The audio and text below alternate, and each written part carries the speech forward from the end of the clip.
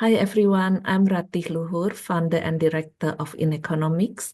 Today, we have the pleasure of welcoming one of our newest team members, Stephen Halmarick, the former chief economist of Commonwealth Bank, who joined the InEconomics team immediately after his retirement from Commonwealth Bank.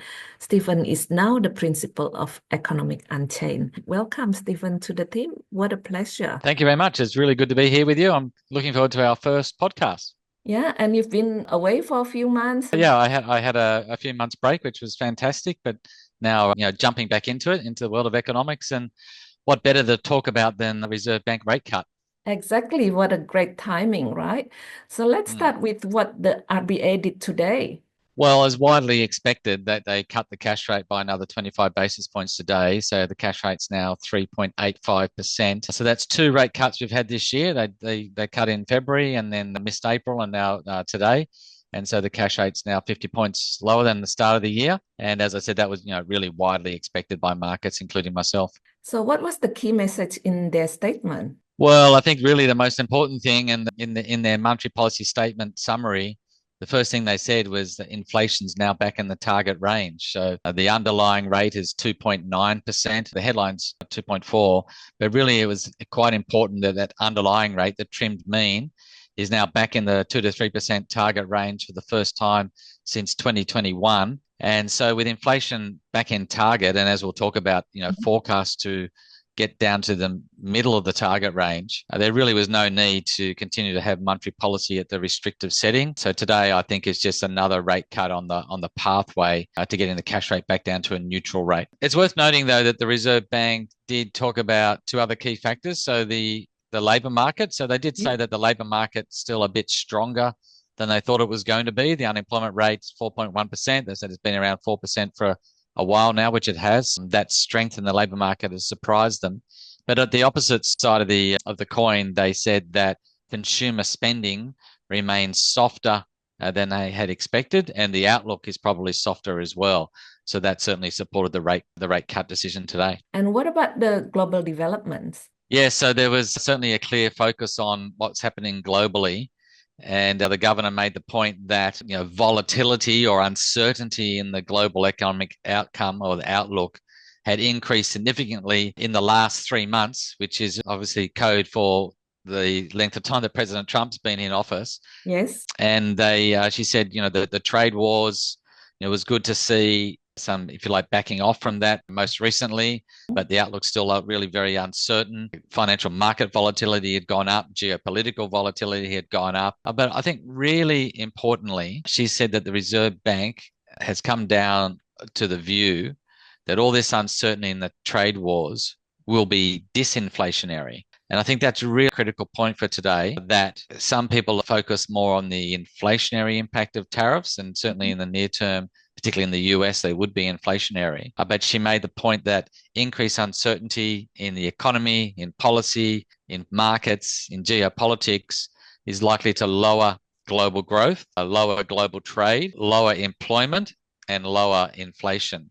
And that for Australia, those impacts would flow through to Australia as well. And as I said, really importantly, she said that they've come down to the view that all this uncertainty is deflationary. So that supported the rate cut Yeah. today as well. And what about the government press conference following that announcement? Yeah, I thought the press conference was really interesting because when the Reserve Bank cut rates back in February, the governor was really cautious. She was saying, we've cut rate once, but don't expect a lot more to come. And of course, then they held rates in April. So the rate cut in February was seen as what some people called a hawkish cut, which sounds like a contradiction in terms, but she was very cautious on the outlook. Today, I thought that the tone of the press conference was much more along the lines of, well, we've cut rates today and there's more coming. And a couple of key points there. One was, as we've already talked about, inflation is now forecast to be essentially in the middle of the target range from June 2025 until June 2027. So if inflation in the middle of the target range is really important. And she said that those forecasts were based on market pricing for the cash rate, which has around 2.5 more rate cuts priced into the market. And she really went out of her way to say that the Reserve Bank had copped some criticism over the last few years for not raising interest rates as much as other central banks. And she reinforced that that was a deliberate policy choice, a strategy to not raise rates as much as some other central banks. You know, for the Fed was at 5.5%, same with New Zealand, Bank of England over 5, Canada over 5. And the price that we had to pay for that, if I can use that term, is that inflation would return to target more slowly than other major central banks, but they were willing to make that trade-off to keep the unemployment rate low. Well, here we are, and now the forecast for the next 2 years is inflation in the middle of the target range and the unemployment rate at 4.3%. So only marginally above where it is today. So certainly the governor didn't use the word, victory lap, but that's pretty close to what it was. I think she just kind of highlighted to everybody that, for those who are doubting the strategy, well, it looks like it's really working a treat. So the idea was to tread this narrow path between getting inflation back down to target without really crunching the economy too much. And it actually looks like the Reserve Bank might just pull off that strategy, which really is a credit to them and a great outcome. Wonderful. So based on all the information that we're getting today, what is your view of the monetary policy outlook?